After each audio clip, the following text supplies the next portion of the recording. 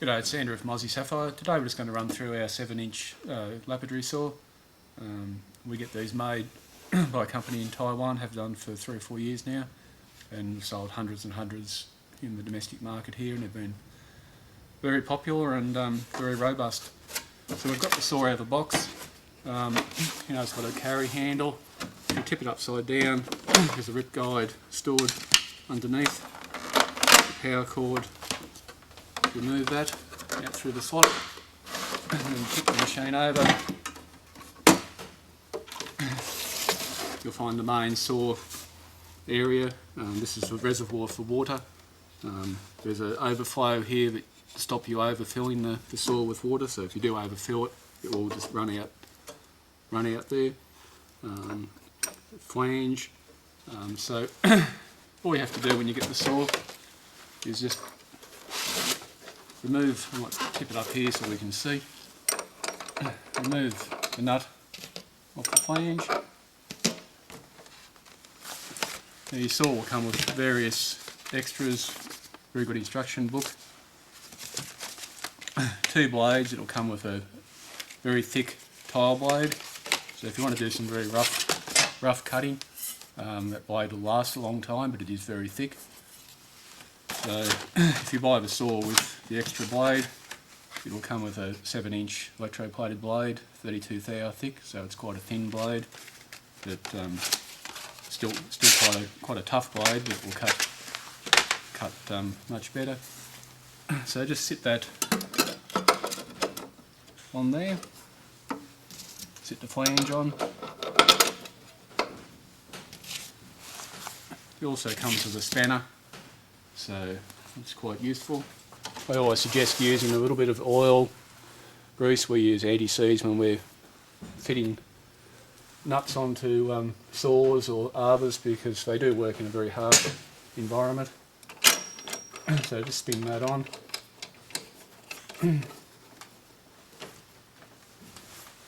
Hasn't got to be over tension, but just tension it up. Now I've just tensioned the blade with the spanner supplied. You'll notice it's a very thin blade. It does flex. Thin blades are desirable, but they do have a flex involved with them. You don't need to be worried about that. We'll top it up with water while we've got the lid off. So just plain water. Rainwater's best, but if you're on town water, that's okay. And I'm just looking at the blade, and I'm running it around about 6-7 millimeters up the blade. Haven't got to be exact, but too much will cause too much splash. But you have to make sure any diamond product is lubricated with water. The fastest way to kill a diamond blade, wheel, or anything else is to run it dry. So we'll just turn the machine around like that. The blade cover is it's just got an adjustment nut on it there. It just fits down into a slot there. The first time you fit it in, it's reasonably solid, so just give it a little bit of force. So it is an interference fit into the plastic mould, so just force it down like that, and that can be adjusted up and down to suit what you require. Underneath the machine you'll see a rip guide, so that can mount along the side. It has a measurements on both sides, so you can even the rip guide up.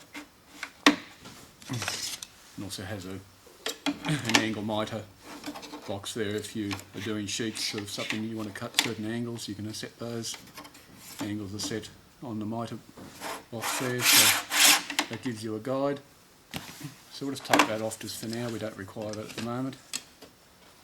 So we'll just start the saw up. So you'll see there is a splash of water.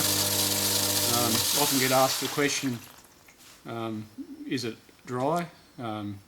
Virtually all the lapidary machines, cabin machines, saws, you'll get some splash, hence the apron.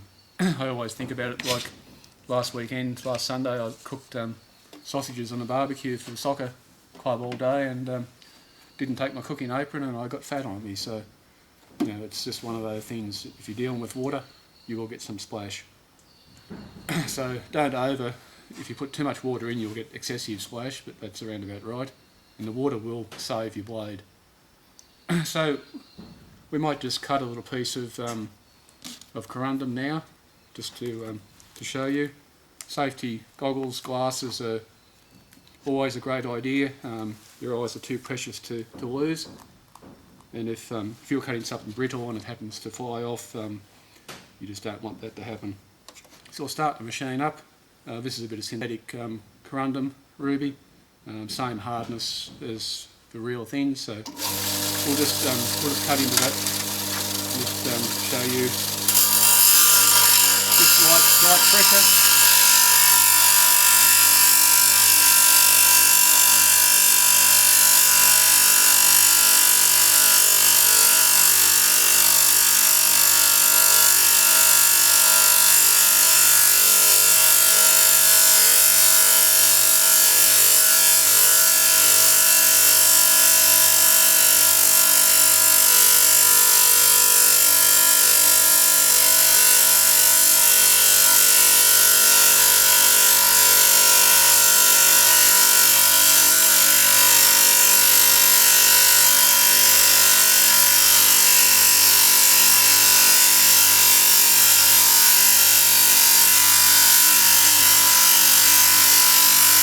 Certainly go slower towards the end so you won't get a breakout.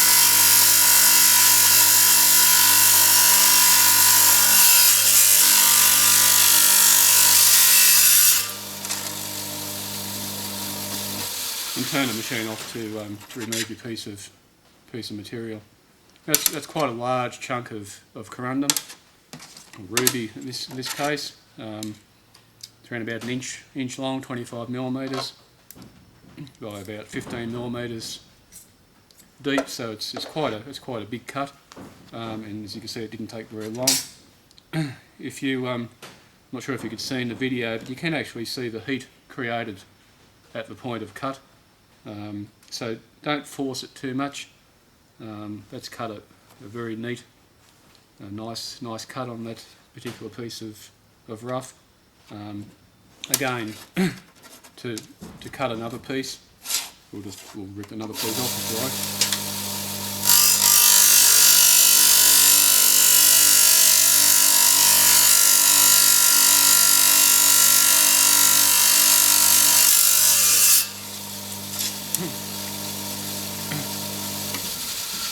So again, that's cut a very small piece off the end there, quite safely and neatly. One thing people often ask, is it dangerous? Of course, you want to be sensible. Keep your hair away from it, keep your clothes away from it. Diamond doesn't actually cut your fingers, but you don't want to do this at home. But I'll just demonstrate by just touching the side of the blade. I'll even touch it like that, and it's not cutting. But if I was to touch my fingernail on there, it would cut it like a rock. So essentially, it is quite safe, but don't tempt it. Keep your fingers away. But the diamond won't actually cut like a saw blade in a wood saw blade would. When you finish with the saw, it's a good idea if you're going to be leaving it for some time. I'll just show you this before we finish the saw off. If you do want to cut a flat sheets of product, you've got an angle miter top there, 3 different angles. Go back to flat. Just remove your cover again, and tip the water out. Tip the water out just into a bucket, and just clean the residue out and just wipe it dry, because the plain water will rust over a period. So quite a robust saw. Should use it for around about 20 minutes on, 20 minutes off. You know, it's not a commercial saw, but out of the hundreds and hundreds we've sold, they've been very, very reliable. So I hope that is of some use to you all. Thank you.